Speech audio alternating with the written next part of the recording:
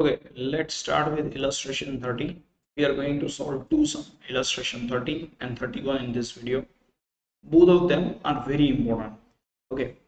Uh, question is given to us that a project is conducted by a group of students of an MBA institute to know the relation between the result of the final year of school and final year of graduation. That is all okay for the students following information. So here, what is N for us? N equals to 12. Okay. Now the information given to you is sigma x equals to sigma x minus 65 equals to minus 2. Then after sigma y minus 60 equals to 2. But the point is that there is a confusion. Sir, sigma x minus 65. બે option છે. Sigma you છે કે sigma x minus x બાર છે. કેવી રીતે નક્કી કરી શકાય?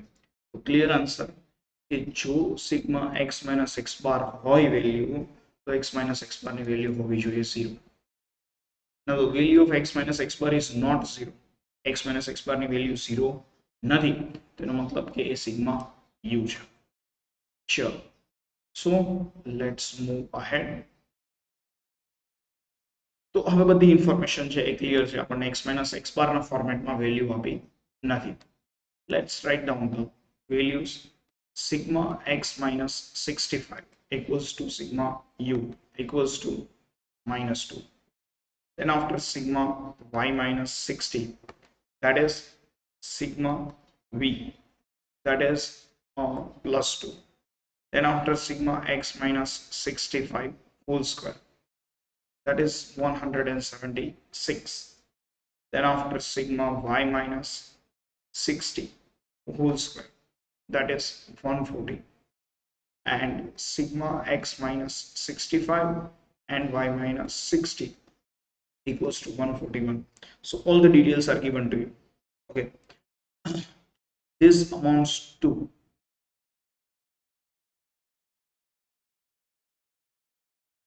sigma v square. This amounts to sigma u square. This is sigma uv. So 5 points. આપણને 5 વસ્તુની જરૂર પડે. Sigma u, sigma v, sigma u square, so that is 176, sigma v square તો 140 અને sigma uv તો 141 અને n તો આપણને સમમાં આપી દીધું છે. તો હવે તમારે કશું કરવાનું નથી. સમમાં જેટલી પણ ડિટેલ્સ છે એ મૂકવાની છે. અચ્છા સર, આ સમમાં ટફ પોર્શન શું હતો?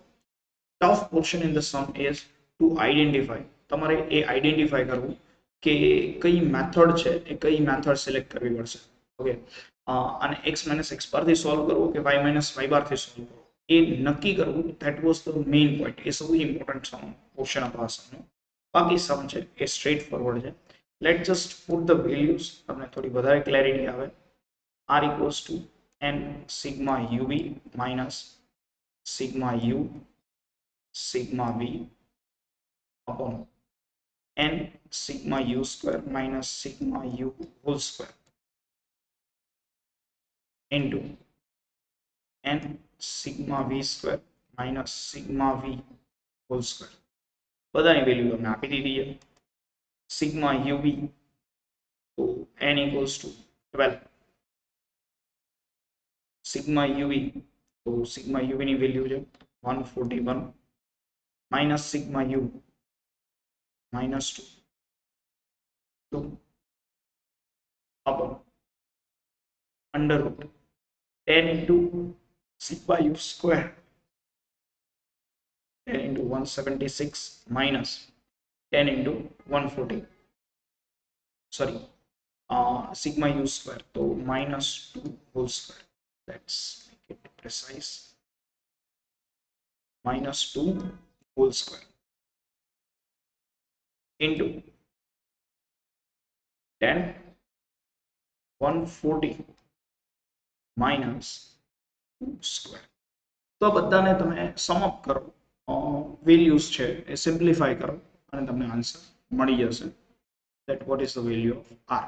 બરાબર. એક જ વસ્તુનું ધ્યાન રાખવાનું છે કે મેથડ છે એ મેથડ સિગ્મા યુ અને સિગ્મા વી ની ફોર્મેટમાં વેલ્યુઝ તમને આપે છે.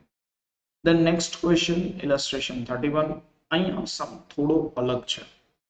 ક્વેશ્ચનમાં તમને ડિટેલ આપી છે સિગ્મા x માઇનસ 10 બરાબર, મતલબ x માંથી 10 માઇનસ કર્યો છે, તો x બાર તો નથી જ માઇનસ કર્યો, that is sure. y minus 15, તો અગેન એમાં કોઈ પ્રશ્ન નથી. તો ઇન ધેટ કેસ આ વેલ્યુ તો સિગ્મા x માઇનસ x બાર હોલ સ્ક્વેર ની નથી.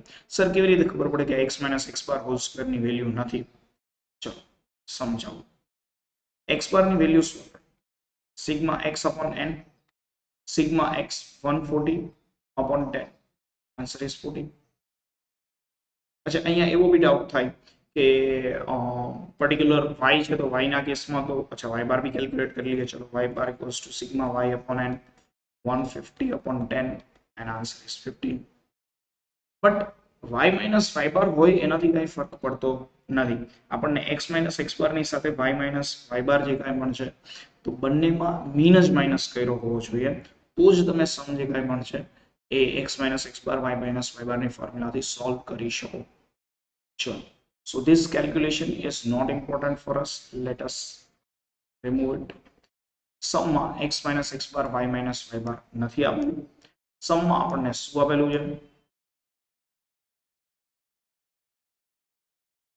x અને y, સોરી u અને v. તો sigma x minus 10 whole square equals to sigma u square, that is 180. Sigma y minus 15 whole square equals to sigma v square, that is 215. अच्छा तकलीफ છે શું? તો ચલો સિગ્મા યુ બી પણ આપી દીધું છે સર. સિગ્મા x minus 10 અને y minus 15, that is 60 આપી દીધી છે ડિટેલ. અને આપણે સિગ્મા યુવી લઈએ, sigma UV equals to 60. But the problem is આ સમને કેલ્ક્યુલેટ કરવા માટે તો આપણને સિગ્મા યુ અને સિગ્મા વી ની જરૂર પડે. હવે સિગ્મા યુ અને sigma V is not given in the sum. Sigma U square આપેલો છે, સિગ્મા વી સ્ક્વેર પણ આપેલો છે, સિગ્મા યુવી પણ આપેલું છે. સિગ્મા યુ અને સિગ્મા વી આ નથી આપેલું, તો એ તમારે કેલ્ક્યુલેટ કરવું પડશે. Let's calculate sigma u and sigma v. હવે જો સિગ્મા x માઇનસ 10 સ્ક્વેર એને આપણે સિગ્મા યુ સ્ક્વેર કન્સિડર કરીએ તો સિગ્મા યુ ની વેલ્યુ કેટલી હશે? Sigma you equals to sigma x minus 10. તો બ્રેકેટ ઓપન કરી દો. Sigma x minus sigma 10. Sir sigma x તો બરાબર છે, સમજી ગયા. ચલો 140. ઓકે 140 ક્યાંથી આવ્યો? સમમાં આપેલું છે sigma x equals to 140. But sigma 10 નો મતલબ શું? સિગ્મા 10 એટલે શું? તો સમજો. સિગ્મા n ને રિપ્રેઝન્ટ કરે છે. Okay sigma means n, answer is no. n નું નોટેશન છે ઓર સિગ્મા રિપ્રેઝન્ટ્સ n. તો અહીંયા n into 10. What is the value of n? That is 10. 140 minus 10 into 10. 140 minus 100 and your answer is 40. Sigma v. Sigma v ની value શું છે? Sigma y minus 15. બરાબર છે. Sigma y minus 15. Let's open the bracket in same way. Sigma y minus sigma 15. હવે sigma y અને sigma 15, તો sigma y ની value કેટલી છે? આપણને સિગ્મા આપેલું છે 150. 150 minus sigma 15, તો sigma 15 ની value n into 15. 150 minus 10 into 15, answer is 0. બરાબર છે. હવે તમારી પાસે બધી જ વેલ્યુઝ આવી ગઈ. ઓકે 5 વેલ્યુઝ જોઈએ આપણને સમ કરવા માટે. તમારે sigma UV, yes it is done. Sigma U square, yes it is done. Sigma V square, yes it is done. Sigma U, this is sigma u and this is sigma v. Sigma u, yes it is done, and sigma v, yes it is done. अच्छा there is one more question. Sir કેવી રીતે ખબર પડે આવું કરવાનું? તો simple વસ્તુ છે, નથી ખબર પડતી ફોર્મ્યુલા મૂકો, પુટ ધ વેલ્યુઝ. તમે વેલ્યુઝ મૂકો એટલે તરત તમને આઈડિયા આવશે કે સિગ્મા યુ અને સિગ્મા વી તો સમમાં આપેલો નથી. સૌથી મેઇન તકલીફ ક્યાં પડે? તો n સિગ્મા 10 સુધી ખબર પડી જાય પછી સિગ્મા 10 નું શું કરવાનું તો સિગ્મા 10 નો મતલબ છે તમારે n અને 10 આ બેને મલ્ટીપ્લાય કરવાના સિગ્મા રિપ્રેઝન્ટ્સ n બરાબર આટલું ધ્યાન રાખવાનું છે now I am not going much in the detail of the sum you just need to put the formula જે આપણે ઉપરના સમના ફોર્મ્યુલા મૂકી છે n સિગ્મા uv આ જ ફોર્મ્યુલા ફોલો કરવાની છે અને એના માટેની બધી ડિટેલ્સ છે એ તમને સમમાં આપી દીધી છે okay both of this illustration 30 and 31 આ બે એવા illustration છે that at the time of exam જ્યારે બી doubt solution session હોય તો students are having most doubt sir illustration 31 કરાવો illustration 30 કરાવો otherwise જો એમને doubt નથી તો direct exam માં પૂછે ત્યારે આવશે એટલે આ તો આવું તો બરાબર છે